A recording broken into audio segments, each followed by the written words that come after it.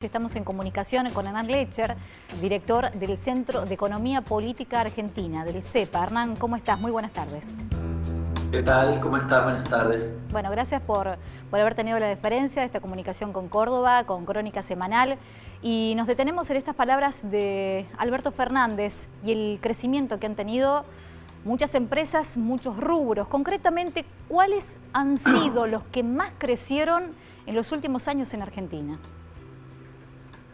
Bueno, en general has tenido un crecimiento en términos de precios significativo en la mayoría, pero te diría que el podio se lo lleva lo que tiene que ver con restaurantes y hoteles, que el incremento, por ejemplo, interanual es del 129%. A los datos, obviamente no tenemos la inflación de agosto, así que no lo podemos certificar, qué sucedió en ese último mes, pero estamos hablando de casi 130% contra una inflación del 114%, es decir, 15 puntos adicionales por encima.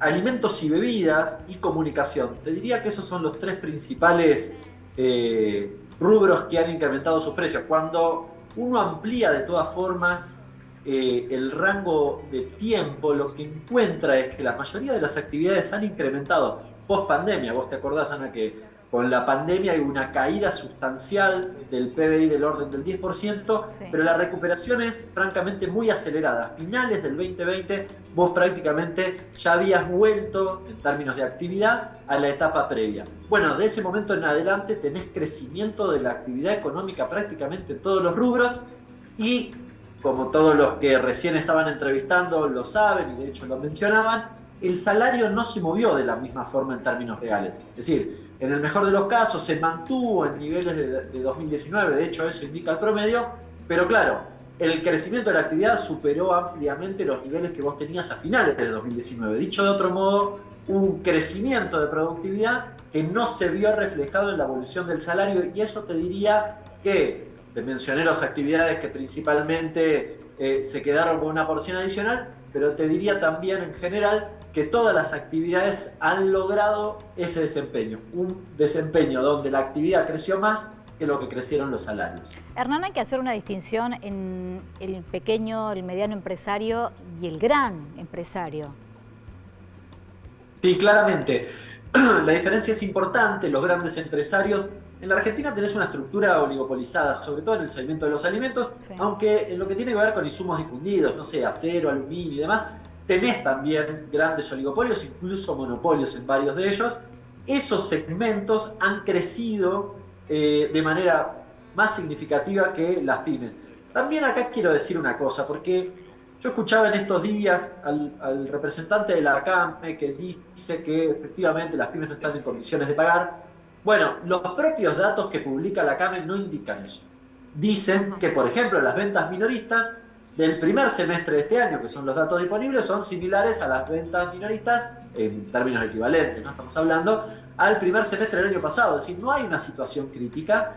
Soy de un distrito como San Martín, un distrito pegado en el conurbano bonaerense, pegado a la capital, históricamente industrial pyme, y créeme que la actividad industrial de las pymes ha crecido de manera sustancial.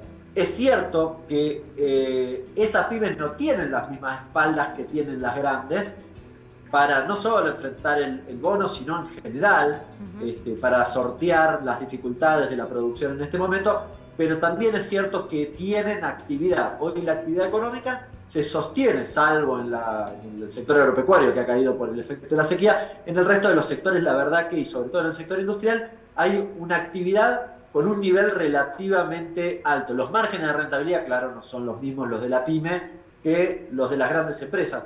Me parece que en ese sentido el bono, que tiene este diferencial, hoy hacía el cálculo, el 30% del bono lo paga el Estado. Bien, entre lo que pone para la micropyme y lo que pone para las empresas pequeñas, el 30%, y atiende el 80% de las empresas, es decir, solo un 10% las que tienen, depende de la actividad, pero las que tienen en general más de 50 empleados son las que pagan de manera plena el bono, pero pagan solo el 70%, el 65%, por el resto el 35% lo paga básicamente el Estado. Por eso esa segmentación me parece que en la medida que se anunció recientemente también está incluido. Hernán, ¿cómo se hace para poder tener cierta estabilidad en los precios? Con la devaluación, bueno, se vio desabastecimiento, incluso entrabas a supermercados, almacenes y directamente no había precios. Esto ha generado, bueno, muchísima incertidumbre. ¿Cómo se puede llegar a ponerle el cascabel al gato? Porque se escuchan versiones y bibliotecas donde, bueno, la especulación está por un lado, obviamente que el tema del dólar, lo que impuso el Fondo Monetario con esta devaluación, que finalmente no fue del 60%, sino del 22%, pero ¿cómo se podría llegar a controlar efectivamente la inflación para tener un poco más de certidumbre? ¿O es imposible de cara ya a las elecciones de octubre? No, sí, dos cuestiones. Primero, por un lado vos tenés la problemática propia de un proceso donde de repente la devaluación del 22% genera, entre otras cosas, cierta duda de qué puede pasar al día siguiente. Por eso la primera reacción es, casi diría naturalmente, que pueda haber una ruptura en la cadena de producción, de pagos y demás, que se va ordenando, y de hecho se fue ordenando a lo largo del tiempo. El problema es que el efecto que te deja es un efecto alto en precios, y de hecho recién yo escuchaba a los que ustedes entrevistaban, particularmente en el tema de la carne. La carne aumentó y cuando salga publicado el dato van a acordarse de esto, va a ser el rubro claramente que más impactó sobre la inflación. Y te diría, me animo a aseverar, que va a explicar 3, 4, quizás más puntos de la inflación que se publique a mediados de septiembre. El salto ha sido realmente significativo, casi ha llegado al 70%, luego ha bajado, en buena medida te diría también explicado por especulación. Yo lo he dicho en muchas oportunidades, creo que hay dos aristas para analizar y hay momentos también para considerar. Históricamente, el tipo de cambio, la evolución del dólar ha tenido impacto y tiene impacto sobre la evolución de los precios, con lo cual, cuando no tenés dólares siempre vas a tener problemas sobre los precios. Me preocupan los diagnósticos que niegan esto. Me preocupan cuando se repite constantemente la emisión, el déficit, la emisión, el déficit, cuando la Argentina tiene emisión y déficit de características similares a los de otros países que no tienen un problema inflacionario como el que tenemos nosotros. Entonces, no sé cuál es el hilo conductor para ese análisis. El problema que tiene la Argentina, y a los hechos me remito, la explicación del déficit, de la inflación que tenés en estos días fue la devaluación del 20%. Y esa devaluación estuvo básicamente derivada del problema que te generó la sequía, que te comió 20.000 millones de dólares. Si eso no hubiese sucedido, probablemente no hubieses tenido esa devaluación y ese salto inflacionario, con lo cual parece bastante evidente cuál es la razón principal de la inflación, a la cual además, cada vez que hay una devaluación o cada vez que pasa algo, hay una dinámica oligopólica que remarca por si acaso. Por ejemplo, salto de precio, como recién decía, de la carne del 60% cuando la devaluación fue del 20%.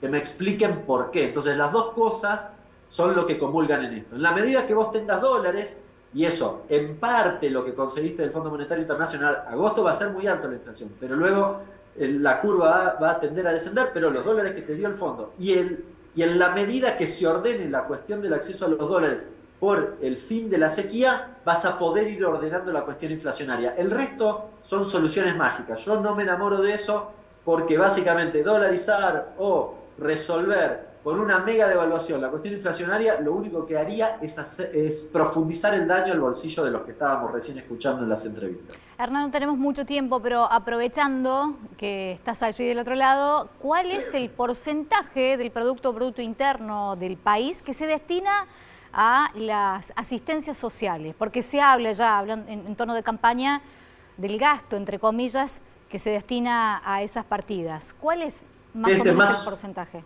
Más o menos, depende de lo que incluyamos en eso, ¿no? Sí. Porque algunos incluyen hasta, no sé, la PUAM, que no tiene sentido. Pero en general, los planes sociales representan entre el 0,5 y el 0,7 del PBI.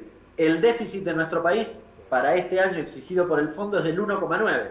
Con lo cual, incluso aunque elimines todos los planes, que la verdad que habría que ser muy insensible, porque evidentemente hay muchísima gente que de ese plan puede comer, en esta circunstancia en particular, incluso en esas circunstancias, la verdad que resolverías en todo caso un cuarto del problema del déficit. Me parece que habría que mirar en otros lados. Hay 4,5 puntos de recursos que no capta el Estado, básicamente por lo que se denomina ilusión, es decir, cosas que le perdona al poder económico a la hora de cuestiones de que le exime de pago de ganancias y demás impuestos. Bien, muchísimas gracias Hernán por esta comunicación con Crónica Semanal. Abrazo grande.